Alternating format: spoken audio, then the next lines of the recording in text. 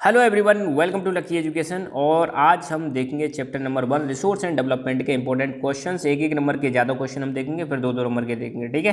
तो जैसा कि मैंने आपको बताया था कि डेली एग्जाम डोज एक सीरीज मैंने स्टार्ट कर दी है, जो कि आपको एग्जाम तक मिलती रहेगी जब तक आपके एग्जाम होंगे।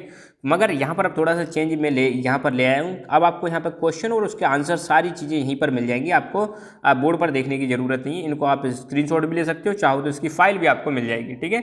तो ऐसे करके हम एक एक चैप्टर के तैयार करेंगे। कोशिश मेरी ये रहेगी ज़्यादा से ज़्यादा 1 मार्क्स वाले जो क्वेश्चन है वो आपको प्रोवाइड करूँ, क्योंकि बड़े बड़े आंसर तो आप कर ही लोगे, छोटे छोटे एक बार करते हैं, फिर बड़े बड़े क्वेश्चन हम बाद में देखेंगे। तो रिसोर्स एंड डेवलपमेंट ज्योग्राफी का पहला चैप्टर है, इसमें से हम देखते हैं क्वेश्चन।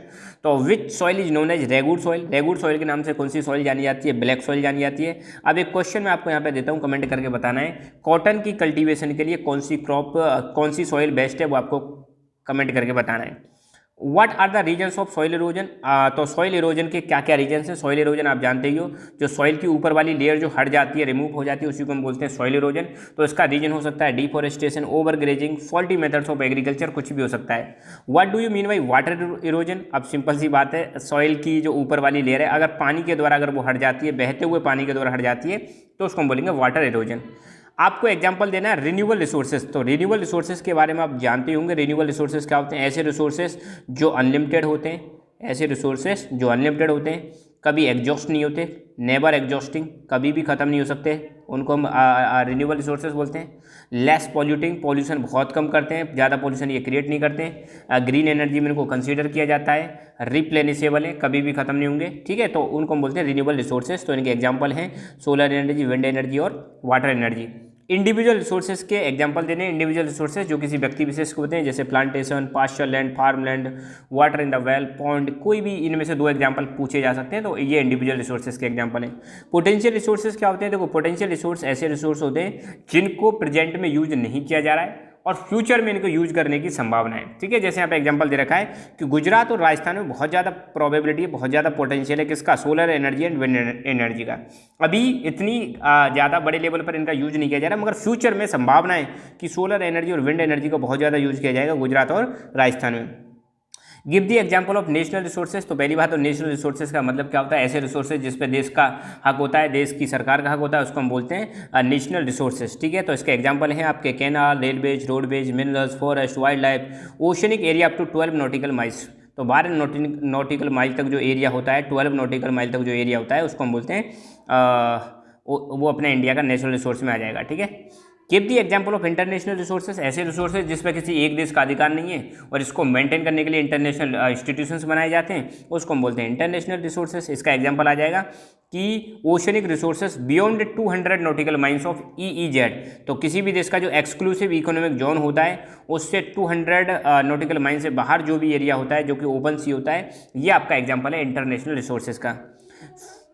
तो आपको अगला क्वेश्चन है यहाँ पे, give the example of flow, और यहाँ पे और है, और कॉन्टिन्यूस रिसोर्सेज। कॉन्टिन्यूस या फ्लो का एग्जांपल आपको देना है। तो वाटर और विंड ये एग्जांपल है कॉन्टिन्यूस और फ्लो रिसोर्सेज का। Give the example of biological resources. Biological resources नाम से ही पता चल रहा है, बायो जहाँ भी वर्ड आ जाए आप समझ लेना, प्लांट और एनिमल। तो बायोलॉजिकल रिसोर्सेज में नेचुरल वेजिटेशन और वाइल्ड लाइफ आ जाएगी।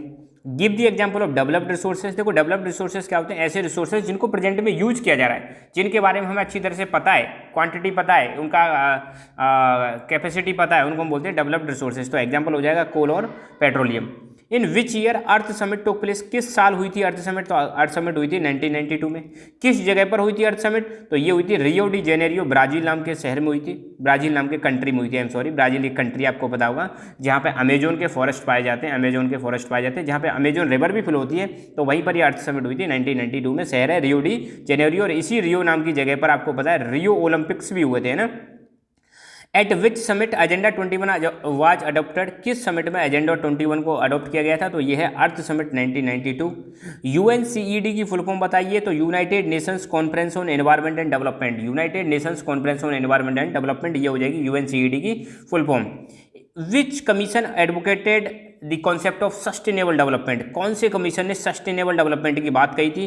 तो ध्यान रखना, ब्रुटलैंड कमीशन रिपोर्ट 1987 में, इसमें सस्टेनेबल डेवलपमेंट के बारे में बात कही गई थी। तो कमेंट करके बताना सस्टेनेबल डेवलपमेंट क्या होता है, that you have to comment, okay.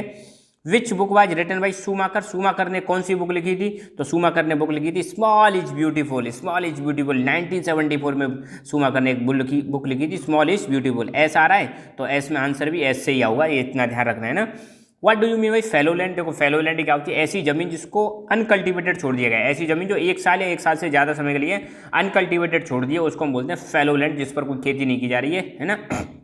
Abiotic resources का एग्जांपल दो, अबायोटिक रिसोर्सेज आपको पता है जो नॉन लिविंग थिंग्स होती हैं उसको हम किस में इंक्लूड करते हैं अबायोटिक रिसोर्सेज में, जैसे mineral woods, petroleum. Biotic resource क्या होते हैं, एग्जाम्पल दो, ऐसे करके आता है तो 2 नंबर में क्वेश्चन पूछ सकते हैं। तो बायोटिक रिसोर्स जो होते हैं वो हमें मिलते हैं बायोस्फीयर से और इनमें लाइफ होती है, उनको हम बोलते हैं बायोटिक रिसोर्सेस, जैसे फॉरेस्ट, एनिमल्स, बर्ड्स, ये आपका एग्जाम्पल है बायोटिक रिसोर्सेज का। तो आज हमने देखे 20 क्वेश्चन चैप्टर नंबर 1 से, और ऐसे ही मैं कोशिश करूंगा हर चैप्टर से आपको छोटे छोटे क्वेश्चन प्रोवाइड कराऊंगा। अभी ये 20 क्वेश्चन शुरुआत है, इसमें और भी क्वेश्चन आएंगे। फिलहाल 20 करके आपको डेली में एग्जाम की डोज देते रहूंगा, और पेपर तक आई एम श्योर हम कम से कम 200+ क्वेश्चंस कवर कर लेंगे। लास्ट में एक बार आपको फिर दोबारा से इन सारे क्वेश्चंस का एक बार रिवीजन करा दूंगा, ठीक है। सो खुश रहो, मुस्कुराते रहो, पढ़ते रहो, ऑल दी बेस्ट।